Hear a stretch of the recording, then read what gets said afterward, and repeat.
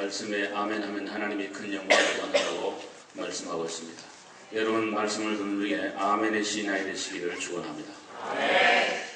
42대, 43대 미국 대통령을 지난 조지 부시가 최근에 퇴임 후에 자서전을 출간하여 세간의 화제가 되고 있습니다. 책을 출간하기 전에 MBC 앵커와 더불어 대담한 얘기를 제가 잠깐 들어보았습니다. 자기는 40세 전까지는 술을 많이 먹고 나쁜 짓 많이 하고 아주 방탕하게 그렇게 지냈다고 얘기를 했습니다. 빌리그레함 목사님의 간절한 권유와 자기 분 로라 부시의 인내와 기도와 사랑으로 마음 한 가지 결심을 했는데, 내가 40세가 되는 날에는 그날부터는 술을 안 마시리라 결심을 하고, 그 전날은 술을 많이 마셨는데 그날 아침부터 결심을 하고는 술을 입에 안 댔다는 그런 얘기입니다. 백악관 생활 8년에 수많은 술들이 있지만 한 번도 공식 석상에 그런 행사를 위해서 조금 입대해 보는 것 외에는 술을 마시지 않고 하나님 경외하고 내가 정말 하나님의 사람으로 예수 잘 믿고 그렇게 한번 살아보겠다 이렇게 결심하고 나니까 하나님이 자기를 대통령으로 되게 하고 이렇게 됐다는 그런 고백을 하는 걸 제가 들어보았습니다. 중요한 것은 우리들의 마음입니다. 우리 성경의 사상 중에 마음을 굉장히 중요하게 다루고 있습니다. 우리 육체가 보이는 지체도 있고 보이지 않는 지체도 있는데, 레브라고 하는 이 히브리어의 마음을 성경은 우리의 한 기관으로 그렇게 봅니다. 아무리 여러분이 건강하고 대단한 그런 지위가 있다 할지라도 여러분의 마음이 제대로 안 되면 그 모든 것은 허사요 전부 다 잘못될 가능성이 많이 있습니다. 환경이 어려워도 여러분 마음에 주님이 계시고 믿음으로 살고 신앙의 마음이 되면은 모든 환경을 이기고 그 마음먹은 대로 하나님이 기도한 대로 축복해서 승리와 축복이 여러분 속에 있게 될 줄로 믿습니다.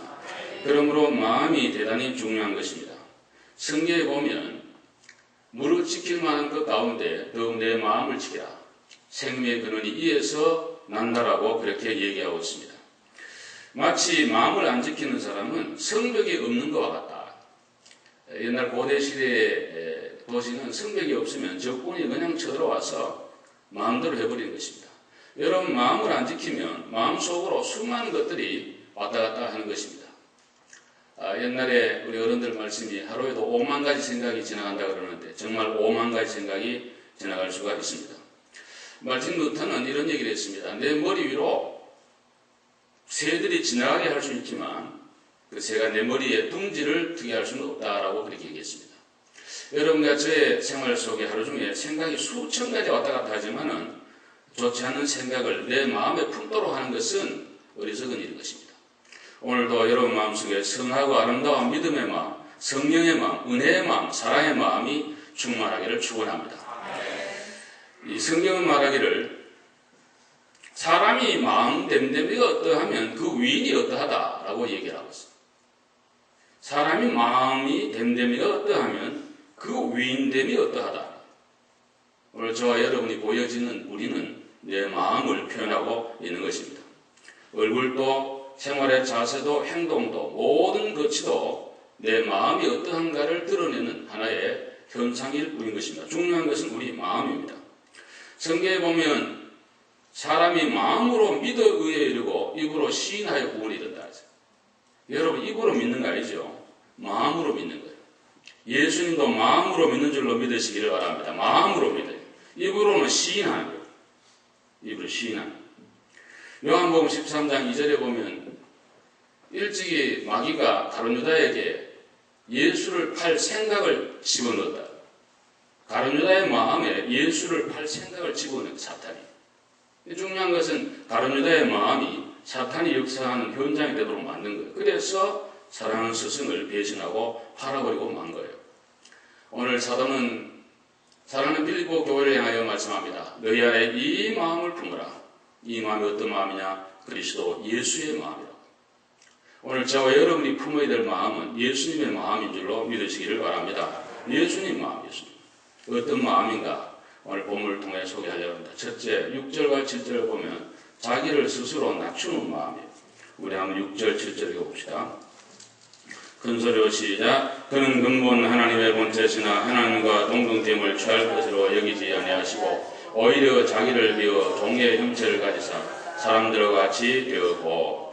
한번 아멘 합시다. 아멘. 여기 보면 자기를 스스로 낮추는 그런 마음이다.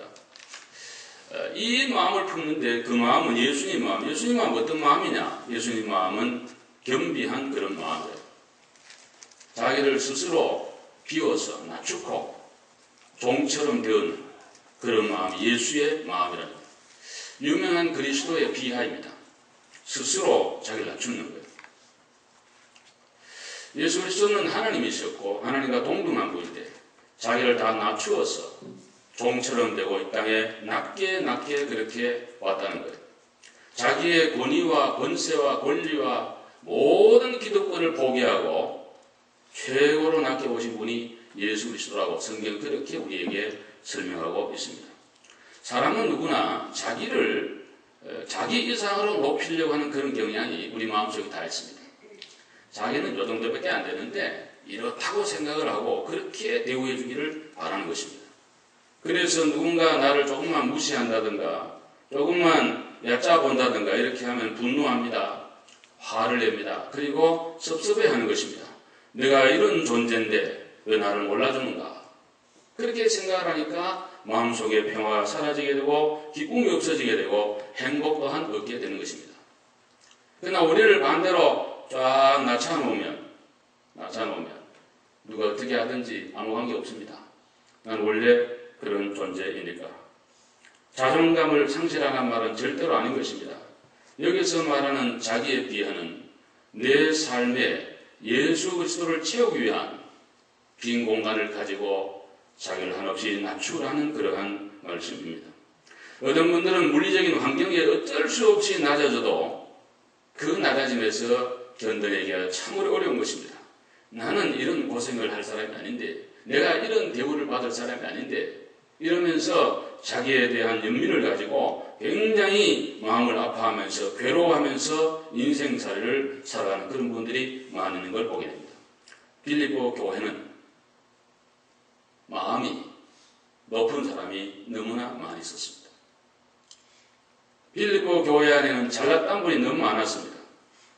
특별히 요데아와 순디게와 같은 여성들이 다투었습니다. 서로 잘났다고. 그러니까 그냥 너무 마음이 이렇게 높아요. 그래서 오늘 사도 바울은 성령의 감동을 받아가지고 고민하는 거예요. 너희 안에 이 마음을 품어라. 고 그리스도 예수의 마음이니 그는 근본 하나님의 본체지만은 하나님과 동등됨을 취할 걸 여기지 않고 자기를 비워서 종처럼 된 낮아진 마음을 가지라고 그렇게 고민하고 있는 것입니다. 오늘 우리 본문 말씀 한번 읽어봅시다. 여기 보시면 3절 4절 한번 읽어봅시다. 큰 소리로 시작. 아무 일에든지 다툼이나 흑대행으로 하지 말고 오직 겸손한 마음으로 각각 자기보다 남을 낮게 여기고 각각 자기 일을 돌보뿐더러 또한 각각 다른 사람들의 일을 돌봐 나의 기쁨을 충만하게 하라. 아멘. 여기 어떤 일이든지 싸우지 말아라. 다툼하지 말아라. 경쟁심을 얘기하고 다른 번역을 보면 허영으로 붕붕붕붕 마음이 떠있고 그냥 교만해가지고 그냥 뭐 이런 마음 갖지 말라는 거예요. 겸손한 마음으로 다른 사람을 오히려 내보다 낮게 여겨주라. 높게 여겨주라. 한번 아멘 합시다. 이런 마음이 가정과 교회 공동체에 필요한 거예요. 내보다 더 잘난 사람 누가 있나? 내 마음대로 안 되면 내 뜻대로 안 되면 이런 마음을 갖는 것은 공동체에 그런 마음을 가지면 안 되는 거다. 이 빌립보 교회는 오늘 성경을 보면 성경대로 제가 말씀을 드리는데 굉장히 이런 일들이 많이 있었던 거예요. 그래서 사도 바울이 성령님이 그의 마음을 감동해 제발 좀 그러지 말아라. 마음을 같이 해라. 같은 사랑을 가져라. 뜻을 합하여라. 겸손한 마음 가져라. 한 마음을 품어라. 한번 아멘 해봐요. 그런 마음으로 하나님의 교회를 섬기라고 그렇게 우리에게 고민하고 있는 것입니다. 우리가 특별히 교회를 섬길 때 제일 중요한 마음이 뭔가? 이 마음이에요. 예수님이 가진 그 마음이라고. 겸손한 마음이요. 어떤 사람이든지 나보다 훌륭한 점이 있다라고 생각을 하면서 존중하는 그런 마음이 있어야 그 공동체가 정상적으로 되고 제대로 될 수 있다는 거예요. 어떤 의미에서 객관적으로 보면은 나보다 훨씬 못한 분이 많이 있을 수 있죠. 지식적으로나 뭐 사회적 지위나 모든 면에. 그렇지만은 교회에 들어오게 되면 모든 사람을 예수님의 형상으로 지음받은 하나님의 사람으로 생각하고 존중해주고 사랑해주고 올려주고 그렇게 인정해주고 격려해주라는 거예요. 우리 교회에 이런 은혜가 충만하기를 축원합니다. 그런 교회가 돼야지 하나님이 원하는 교회가 될 수 있다. 특별히 우리 주님은 낮아질 뿐 아니라 그는 인간까지 됐다. 인간이 됐다. 선한 하나님, 거룩한 하나님, 창조주 하나님이 죄 많은 인간의 모습으로 이 땅에 오신 것이 예수 그리스도라는 거예요. 기독교의 핵심입니다. 소위 성육신교, 인카네이션의 교리입니다. 하나님이신 주님께서 완전한 하나님인데 완전한 죄 없는 인간으로 이 땅에 와서 하나님과 인간 사이를 연결하는 중보자가 되어 신성으로는 하나님 편을 죄 없는 인성으로는 인간을 이해하는 그런 편으로 손을 잡으시고 보시는 대로 십자가를 지시고 피를 흘리시고 살을 찢어서 오늘 길이요 진리요 생명 대신 구원의 길을 우리 앞에 열어놓으신 주님이신 것입니다. 오늘 그러므로 우리는 하나님이시면서 인간이 되어 오신 가장 낮게 오신 이 주님을 생각하면서 우리 스스로를 돌아봐야 됩니다. 현대인들은 너무 마음들이 높이 올라가 있는 것 같습니다. 예수를 믿는다고 하면서도 예수님보다 더 위에 군림하면서 예수님을 해석하고 이성으로 판단하고 논리로 얘기하고 모든 과학적인 잣대로 성경을 갈격에 찍고 어떤 말씀도 내 마음에 안 들면 거부하는 이러한 포스트 모던 시대에 우리는 살고 있습니다. 그래서 거룩한 하나님이 인간이 되었다는 유명한 이 귀한 말씀을 마음에 잘 받지를 아니합니다. 옛날에 초대 교회 시대에 제일 큰 문제는 헬라 철학이었습니다. 제가 헬라 철학을 정통한 사람은 아니지만 그러나 조금 이해한다고 할 것 같으면 가장 핵심은 영육 이원론입니다. 헬라 철학. 신은 거룩하고 인간은 악하다는 그런 생각. 헬라의 철학을 지배하고 있었고 유럽에 오랫동안 지배한 사상이기도 했습니다. 그래서 많은 수도사들이 육체를 학대하는 목욕도 안 하는 그래서 불란서에는 유럽은 400년 동안 목욕하는 걸 금했다. 그걸로 무슨 세균이 들어온다고 생각하고 수도사들에도 그렇게 사니까 목욕은 하지 않아 향수만 뿌려대는 그런 일이 있었다고 역사는 얘기하고 있습니다. 그런 어떤 가치관과 사고 속에 거룩한 하나님이 인간이 되어 왔다는 기독교의 중요한 이 교리를 그 사람 이해할 수 없는 거예요. 그래서 많은 이단이 이것 때문에 일어나게 된 것입니다. 그래서 어떤 사람들은 예수 그리스도는 완전한 인간이지 하나님이 아니다. 어떻게 하나님 인간이 될 수 있느냐는 그리스도의 신성을 부인하는 그런 이단이 초대교회에 만연했습니다. 또 어떤 사람들은 예수 그리스도는 가현적으로 독해시즘이란 가현적으로 그냥 온 거지 진짜 인간의 모습으로 온 게 아니다. 예수님은 그림자였지 실제가 아니었다는 그런 또 이단들이 많이 일어나게 되었습니다. 성경은 두 가지 이론을 다 배경합니다. 오늘 성경 우리에게 말합니다. 거룩한 하나님이 인간의 몸을 입고 오셨습니다. 그리고 저와 여러분을 구원해 주신 줄로 믿습니다. 누구든지 예수를 믿으면 하나님의 자녀가 되고 영생의 길로 가게 되는 줄로 믿습니다. 사랑하는 여러분, 오늘 우리 마음을 좀 이렇게 예수님처럼 조금만 더 잡아요. 할렐루야. 조금만. 그러면 행복이 와요. 집에서도 그렇고 하나님 앞에도 그래요. 하나님 나한테 해준 대우가 이게 뭡니까? 이거 안 되는 겁니다. 나는 부족한데 너무 큰 은혜와 복을 받았습니다. 하나님의 교회 안에서도 언제나 모든 사람이 나보다 더 귀하고 훌륭하고 믿음의 사람이라고 그렇게 오늘 성경처럼 마음을 가지면 여러분 마음과 우리 모두의 마음속에 은혜와 평강이 흘러 넘치게 될 줄로 믿습니다. 너희 안에 이 마음을 품으라고 그리스도 예수의 마음이 어떤 마음입니까? 8절 말씀 한번 읽어봅시다. 큰 소리로 읽읍시다. 하나님 말씀 시작. 사람의 모양으로 나타나사 자기를 낮추시고 죽기까지 복종하셨으니 또 십자가에 죽으심이라. 아멘. 죽기까지 복종하는 마음. 한번 따라 죽기까지 복종하는 마음. 네. 복종과 순종은 좀 다르죠. 제가 뭐 정확한 잘 모르겠습니다만 순종은 어떤 이성에 맞으면 따라가는 게 순종이고 복종은 내 생각과 반해도 무조건 따라가는 거. 그것이 복종입니다. 예수 그리스도는 십자가를 질 마음이 없었습니다. 우리가 복음서에 보시면 아버지여 할만하시거든 이 잔을 내게서 지나가게 해주시옵소서. 그러나 내 원대로 마옵시고 아버지의 원대로 되기를 원합니다. 예수님의 뜻이고 원이 있지만 그를 꺾고 하나님의 뜻대로 되기를 원했던 것이 주님의 마음에 주의 말씀에 순종하는 복종하는 그러한 자세였습니다. 현대인들이 제일 싫어하는 말 순종입니다.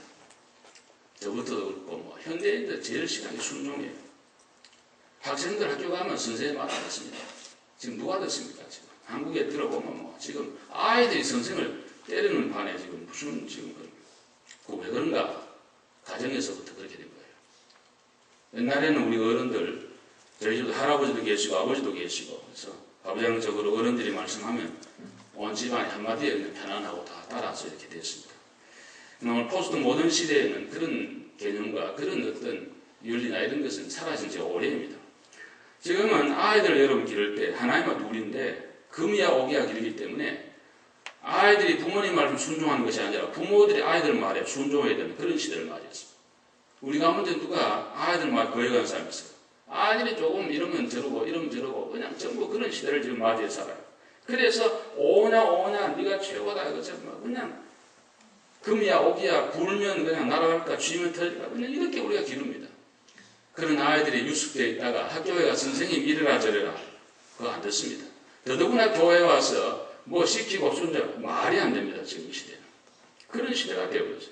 이 포스트 모던 시대의 특징이 뭡니까? 여러분 너무 잘 아시잖아요. 내 기분에 맞고 내가 좋고 내 생각에 맞으면 오케이 틀리면 배격하는 시대가 오늘의 시대입니다. 절대적 가치와 윤리와 의로움과 거룩함과 진리를 위해서는 내 모든 것을 접고 따라갔던 옛날 시대와는 다른 모든 것이 내 중심이요 내 개인적인 중심에서 판단의 기준이 되어가지고 모든 걸 판단하는 시대가 포스트 모던 시대입니다.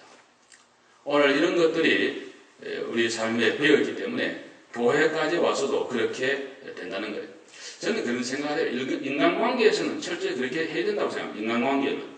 여러분이 싫은데 왜 뭘 하겠어요? 사회에서. 싫은 사업을 왜 하겠으며 싫은 사람하고 왜 우리가 하겠어요? 그렇지만은 교회에 와서 하나님의 말씀에는 그것이 그대로 적용될 때에는 절대로 우리 신화에 변화가 없습니다. 잘 알 수가 없어요. 그래서 많은 사람들은 현대인들은 하나님의 말씀을 취사 선택합니다. 달면은 아멘이고 쓰면은 뱉습니다. 또 좀 듣고 내 귀에 좋으면 오케이, 좋고 감사하고 조금만 거슬리면 배격하고 판단하고 얘기하고 중얼거리고 그런 것이 현대인들이에요. 그러나 성경은 그렇게 해서는 절대로 구원과 은혜와 축복이 없다는 거예요. 여러분 하나님의 말씀을 왜곡하고 잘못 해석하고 그렇게 적용한다면 그것은 참으로 잘못된 것입니다. 저는 어저께 종일토록 사도행전 20장 하나 묵상해 보았습니다. 사도 바울이 에베소에서 가장 오래 목회했는데요. 3년을 목회했어요. 옛날에 순회 목사입니다. 왔다 갔다 했어요. 어느 날 에베소 앞을 지나가게 되었습니다. 에베소에 들어갈 시간은 없고 밀레도라고 하는 섬에 몰타지요. 저녁에 우리 주례배에서도 집사님이 몰타 얘기를 하시는데 제가 말당 있었습니다만 몰타 거기 지금 가보면 사도 바울 기념교회도 다 있다고 하는데 거기에서 장로님들 오라고 했어요. 제가 에베소를 가보았기 때문에 아는데 그것은 그리 멀지 않은 지중해 바다에 있는 섬이에요. 오라고 했어요. 그리고 지난 날들 얘기합니다. 내가 에베소 교회에서 목회할 때 있었던 일들을 얘기합니다. 그 중에 이런 말이 나옵니다. 나는 공중이나 개인 앞에서 하나님의 말씀을 왜곡하지 아니하고 할 말을 다 했습니다. 옥하는 목사님, 우리 모두가 존경하는 목사님, 최근에 72세 일기로 너무나 아쉽게 갔었습니다. 저희 선배시기도 하고, 한국교회의 제자훈련과 새로운 어떤 그 트렌드를 교회 안에 일으켰던 위대한 하나님의 종이었습니다. 초교파적으로 가장 존경받는 목사님 제 1등이 옥하는 목사였습니다. 그래서 지난번 성령 강림 우리 한국교회 장대현교회 100주년 그 기념을 해서 상암 경기장에서 초교파적으로 수만 명이 모여서 예배를 드리는데 누구를 설교자를 할 것인가 할 때 진보 보수할 것 없이 다 옥하는 목사를 초청했습니다. 우리가 교회 조그만 행사하려고 해도 순서 잡기가 얼마나 어렵습니까? 연합회 순서 잡는다는 하는 것은 얼마나 많은 진통이 마지막 인쇄할 때까지 모르는 것입니다. 일해본 분들은 다 아실 것입니다. 한국 교회가 5만 교회 하나 되는데 그분들이 모여서 누구를 설교할 건가? 그거는 최고의 관심사입니다. 그러나 모든 분들이 그분을 초청해서 그분이 설교를 하겠습니다. 제가 설교 전문을 읽어보니까 회개 얘기를 많이 하셨는데 그 가운데 본인이 이런 얘기를 했습니다. 하나님, 나는 죄인 자식입니다. 교인들이 좋아하는 달콤한 얘기만을 강단에서 내가 많이 했기 때문에 이 자리를 빌어서 하나님 앞에 회개합니다. 우리 가운데 여기 목사님들 가운데 제가 말씀을 이 일에 자유로울 뿐 있으면 한번 나와보십시오. 몇 명이나 됩니까? 라고 얘기하면서 참회의 사자구를 토해냈습니다. 옥하는 목사님 설교 여러분 들어보시면 알지만 한국교회에서 가장 바른 소리 하시고 야단하는 설교를 많이 하는 목사님입니다. 정말 선지자적 그런 설교입니다. 위로하는 설교보다는 선지자적 그런 설교예요. 굉장히 엄한 설교를 많이 했습니다. 이분 그래도 불구하고 그분이 그렇게 회개했습니다. 그런 데에는 한국 교회 교인들도 큰 책임이 있다는 거예요. 왜? 그런 얘기하면 거부하고 안 듣고 그러니까 싫어하니까 듣기 좋은 말로 하게 되고 하다가 보니까 뉴스가 되었고 모든 대부분의 사람들이 현실적 축복과 평안에 포커스가 맞춰지는 그런 식으로 한국교회가 가게 됐다고 크게 참여를 하신 것을 보았습니다. 사랑하는 성도 여러분, 저와 여러분은 하나님의 말씀은 칼빈이 말한 것처럼 가는 곳까지 가고 서는 곳에 설 수 있는 언제나 하나님의 말씀은 아멘밖에 없는 줄로 믿습니다. 하나님의 말씀은 무조건 순종하면 우리 하나님이 은혜와 복을 말씀대로 허락해 주실 줄로 믿습니다. 디모데후서 3장 1절에 보시면 사도는 일찍이 경고했습니다. 말세가 되면 자기를 사랑하고 돈을 사랑하고 부모를 거역하고 교만하고 자랑하고 비방하고 그리고 감사하지 않을 것이라고 예고한 대로 오늘 우리 모두에게는 이런 현상들이 처처에서 일어나고 있는 것입니다. 너희 안에 이 마음을 품으라. 고 그리스도 예수의 마음이라. 죽기까지 복종하는 그러한 마음을 우리에게 말씀하고 있는 것입니다. 여러분, 순종하면 하나님 반드시 우리 모두가 축복을 누리게 될 줄로 믿습니다. 영생과 구원을 얻게 됩니다. 하나님 말씀을 순종해서 예수를 영접하는 순종이 있어야 구원을 받는 것입니다. 할렐루야. 또 하나님 말씀을 순종하면 여러분 마음속에 정말 평안이 있게 될 것입니다. 사람의 좋은 말도 들으면 좋은데 하나님 말씀대로 순례할 것이 뭐가 있겠어요? 특별한 경우가 아니고는 사도 바울처럼 순교하는 그런 경우 아니고는 우리 모두에게 영육 간의 은혜와 축복을 넘치게 주실 줄로 믿습니다. 기적을 경험하게 될 것입니다. 아브라함이 이삭을 드리라는 엄청난 얘기를 듣고 순종하기 어려웠겠지요. 그렇지만 아브라함 믿음으로 순종하니까 여호와 일의 축복을 받고 나중에 예수 그리스도의 모형이 되는 그런 놀라운 역사를 이삭을 통해서 주시게 된 걸 보게 됩니다. 하나님이 모세에게 말씀합니다. 넌 애굽으로 가서 내 민족을 구원해내라. 이렇게 보면 그거 이유가 많아. 그냥 이것저것 사람이 이유를 붙이면 뭐 천가지 만가지. 특별히 교회 일에 이유 붙이려면 안 붙일 게 없죠. 다 이유가 있죠. 논리가 정연하죠. 10번이나 얘기합니다. 성경에 안 나오지만 모세의 마음에 인마인드 된 게 하나 있어요. 살인자야. 난 살인자야. 돌아가면 죽을지도 몰라. 그 말은 하나님 앞에 못해. 그건 수면 온갖 얘기를 하는 거야. 하나님 너무 잘 알죠. 끝까지 들어가요. 결국은 순종해가요. 막대 하나 들고. 이스라엘 민족을 인도해내요. 기적을 경험해요. 가장 위대한 지도력을 가진 인물로 모세오경을 기록하는 하나님의 종으로 우리 하나님 모세를 크게 복을 가리워 주셨습니다. 우리가 나만 장군도 보면 엘리사한테 찾아가가지고 고쳐달라 그러는데 엘리사가 코빼기도 안 보입니다. 내가 누군데 나와보지도 않느냐. 네가 누구야 네 문둥병자지. 요단강에 씻어 7번. 그러니까 화가 나가 막 돌아가려. 참고도 좋아요. 참고를 잘 줘야 돼. 아이고 장군님 그거 너무 쉬운데 시원하게 목욕하면 얼마나 좋아요. 그래서 7번 씻었더니 거기에 보면 선지자의 말대로 그 살이 어린아이처럼 깨끗하여 주신 줄로 믿습니다. 순종의 은혜. 갈릴리 가나 혼인잔치에 6 항아리에 거기 다 물을 채워서 떠다주니까 포도주가 돼. 또 순종의 놀라운 기적과 역사를 하나님이 허락해 주신 거예요. 파스칼은 이런 유명한 얘기를 얘기했습니다. 신앙이란 이성을 십자가에 못 박는 거라. 저는 파스칼의 그 작품을 읽어보기를 좋아하는 사람 중에 하나입니다. 여러분한테 방세나 뭐 이런 많은 작품이 있잖아요. 근데 파스칼이 말하는 거는 기독교가 반이성주의다, 반지성주의라는 그런 말 절대로 아닌 것입니다. 기독교는 우문정책을 해가지고 성도들로 하여금 아무것도 모르게 해가지고 오대한 중세시대의 그런 것이 기독교가 아니에요. 최근에 지성에서 영성으로라는 책을 쓴 이어령 교수, 여러분 잘 알죠. 여러 번 전도를 받았는데 계속 거부하는 거예요. 아니 교회 가서 목사한테 뭘 들었겠냐 이런 식으로만 생각. 내가 제일 지성인이고 똑똑하다 이런 교만이 꽉 차있어요. 근데 하나님이 깨기 시작하니까 하루아침에 손 들었습니다. LA에 자기 딸이 와 있었는데요. 딸이 그냥 암이 걸려서 죽어가게 됐어요. 사람이 마지막 그런 순간이 되면은 길이 없습니다. 길은 딱 한 가지, 예수 믿는 것밖에 없어요. 그래서 교회 나가서 예수를 믿고 계속 아버지를 고민해요.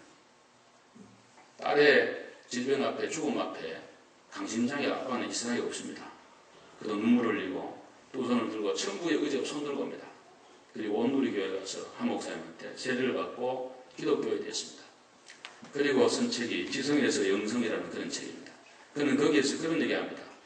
과거에는 예수 믿으면 지성을 다 없애라는 그 파스칼처럼 기독교에 가면 그냥 맹목적으로 믿습니다라만 해야 되는 줄 알았는데 그게 아니라 이거. 예수를 믿고 나니까 내 지성이 더 빛나고 넓어지고 깊어지고 브라이트해지고 굉장한 그런 넓은 세계로 가게 되니까 너무 좋은 거고 거기에 머물면 안 돼. 그 영성으로 가야지만 진짜 인간다운 인간을 산다는 그런 얘기예요. 사랑하는 여러분, 저와 여러분이 순종하면 바보가 되는 것처럼 보이지만 그렇지 않습니다. 순종하는 자가 지혜로운 자요 믿음의 선도인 줄로 믿으시면 아멘 합시다. 정말 하나님의 축복의 물꼬를 뚫을 수 있는 것이 하나님 말씀의 순종입니다. 하나 오늘 본문에 보시면 이런 마음을 가지신 주님을 우리 하나님이 어떻게 하셨는가라고 우리에게 보여주고 있는데 한번 읽어보십시다. 9절로 11절 말씀 다같이 시작. 이름으로 하나님이 그를 지극히 높여 모든 이름 위에 뛰어난 이름을 주사 하늘에 있는 자들과 땅에 있는 자들과 땅 아래에 있는 자들로 모든 무릎을 예수의 이름에 꿇게 하시고 모든 입으로 예수 그리스도를 주라시나요 하나님 아버지께 영광을 돌리게 하셨느니라. 아멘. 이런 마음을 가진 예수님을 우리 하나님이 최고로 높였대. 모든 이름 위에 이름, 모든 무릎이 다 베풀고 하나님 앞에 주로 시인하여 영광이 되도록 우리 하나님이 예수 그리스도를 최고로 높여줬다고 그렇게 얘기하고 있는 것입니다. 사무엘상 2장 6절에 보시 하나님은 높이기도 하고 낮추기도 하고 죽이기도 하고 살리기도 하고 부하기도 하고 가난하기도 하고 모든 걸 할 수 있는 주권이 하나님에게 있다고 그렇게 우리에게 말씀을 하고 있습니다. 유럽 문화, 미국 문화에서 예수 이름 빼면 뭐가 남을까? 없겠죠. 예수 이름 빼고나 뭐가 있겠어요? 예수 그리스도 이름 모르는 사람이 없습니다. 온 세계.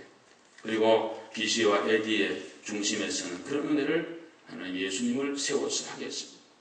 가장 낮은 자리에 오셨던 주님은 가장 높이 된다. 할렐루야. 가장 높이. 요한계시록 4장 10절에 보시면 마지막에 24장로와 함께 모든 성도가 예수의 무릎에 꿇어서 구와 존귀와 권세가 충만하신 우리 예수 그리스도를 찬양하게 될 것이라고 그렇게 말씀하고 있는 것입니다. 여러분, 집에 들어갈 때는요, 계급장을 반드시 떼고 들어가야 됩니다. 육군 참모총장이 자기 집에 들어가서 집에 가서도 육군 참모총장처럼 행동하면 그 집은 행복 없습니다. 그건 아빠요, 남편일 뿐인 것입니다. 가정에 행복이 있는 거예요. 그리고 부인을 잘 도와주고 애들도 잘 이렇게 섬기고 같이 하면 행복이 그 가정에 넘치게 되는 것입니다. 심지어 우리 집에 강아지 하나 있는데요. 강아지도 제가 잘해주면 걔가 얼마나 좋아하고 재단 치면 꼬리를 내리고 좀 이렇게 안타까워하는 그런 모습을 보입니다. 특별히 하나님의 교회 공동체 안에는 더욱 그럽니다. 오늘 빌립보 교회를 해서 고민하는 말씀, 너희 안에 이 마음을 품으라. 곧 그리스도 예수의 마음, 예수님 마음은 겸손한 마음이고 주기가 복종하는 그런 마음, 신하의 마음으로 빌립보 교회가 은혜와 평강이 넘칠 것을 고민하고 있습니다. 너희 안에 이 마음을 품으라. 곧 그리스도 예수의 마음이니. 다 같이 기도드립시다.